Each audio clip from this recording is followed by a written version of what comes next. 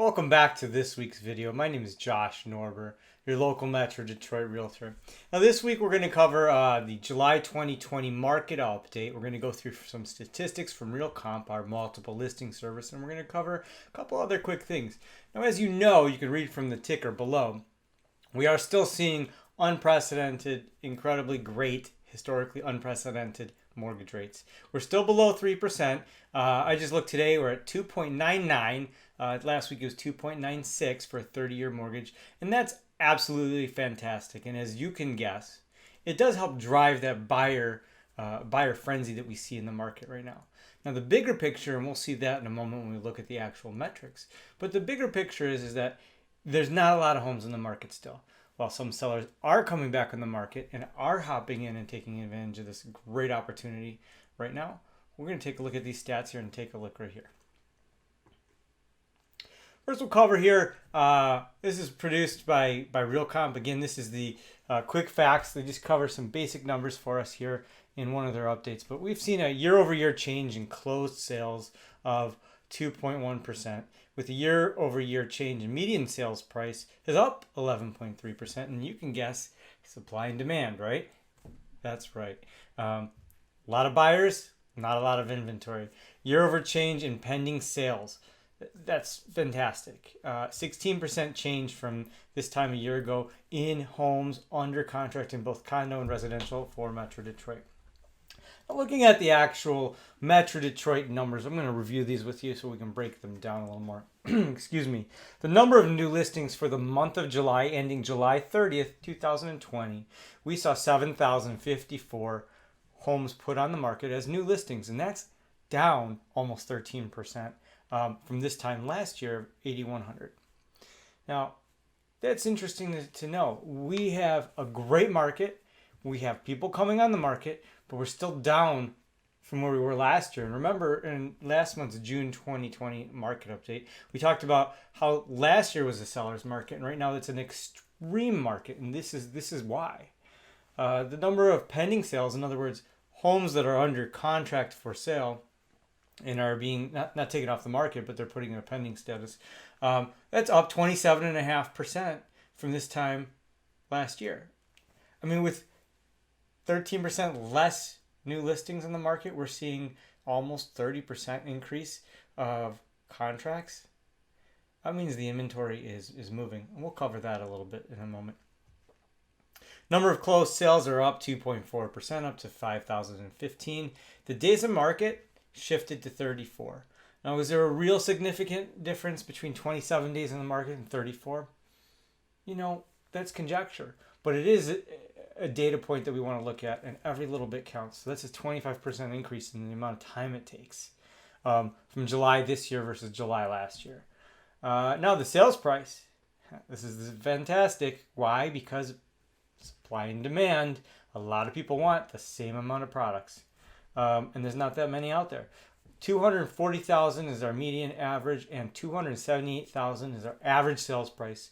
These are just the average and median numbers. It doesn't mean for your neighborhood necessarily. If you're interested in finding out what's happening in your neighborhood or your school district or your particular school zone, please give me a call. Don't hesitate to reach out on social media. Again, Josh Norber, local Metro Detroit Realtor. My contact information will be below. Now you can see the next number here, the percent of list price received. What this is the amount of the actual written contract offer received versus what the actual asking price of the seller is. So if the seller was asking for $100,000, for example, $100,000, they were actually getting $98,800. That's what this statistic means. Inventory of homes for sale. Now I said we have a drastically reduced supply. And look at last year, 14,000, and this year, July 2020, 8,472. 39.8% decrease in the homes for sale total inventory. Not new listings, but total inventory. And the month supply, 2.2, which is really interesting. Now this is a decrease of 37.1% from last year. Now what the supply of means... What the supply of homes means is in a balanced market, we see a 6-month supply is a balanced market. That means in the middle, in a balanced position between a seller's market and a buyer's market, 6 months. And at 2.2%, or excuse me, 2.2, it means that that's how long it's going to take for the number of homes for sale to be depleted based on the activity out there. So let's take that into your neighborhood. Let's say there's 10 homes on the market in your neighborhood. That means that in 2.2 months, if you had no new listings, no new homes on the market for your neighborhood, that those 10 listings, those 10 homes for sale will disappear and be sold within 2.2 months. And that number is a metric that we can gauge how hot the market is. Obviously, looking at supply, demand, the numbers and all of that is very good. But this is also a critical component in understanding the trend that happened the last few months and moving forward to kind of give us an indicator of what to look for moving through the month of August. Now, they say that August is the new May. And I mean, that's just a phrase. And, you know, some people like phrases, some people like news. On the other hand, I like what's happening right now in our market. People want to buy homes today. Why? Because the rates are great. The homes that are coming in the market are in great condition and they don't last. We are seeing multiple bidding wars happening every day. We're seeing large numbers of people attending open houses and it just is not ending. It's been this way for 3 months since the shutdown was lifted. Okay, now let's take a greater look at these numbers produced by the infographic from Freddie Mac. And this shows the last 60 years, decade by decade, and the average interest rate that we had per decade. And this shows you how on a $300,000 house, how much it's going to cost or how much it did cost in the past. And as you can see here, I mean, obviously a home in 1970 that was $300,000 is probably a pretty substantial house, and it's probably worth a lot more than $300,000 today. But all joking aside, this really shows you how much purchasing power that you do have today. $300,000 house at $1,258, even if that goes up based on today's 2.99%, or maybe the interest rate shifts a little in the next week, it's still an unprecedented low number. We discussed that last month on the June 2020 market update. I'll put a link to that below.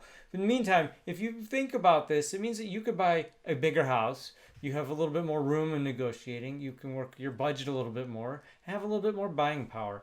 Or, in other words, make your money work for you when you're investing in your home. Now, if you're thinking of buying or selling in real estate today in the local Metro Detroit market, let me know. I'll be happy to help you out. My contact information is below. If you have any questions whatsoever about investing, about selling, about buying, don't hesitate to ask. I'm happy to answer all of your questions. And of course, if you're looking anywhere in the state of Michigan or anywhere in the country, if I can't help you myself directly, I will refer you to a professional colleague that can get the job done and solve your real estate need. Again, Joshua Norber, your local Metro Detroit Realtor.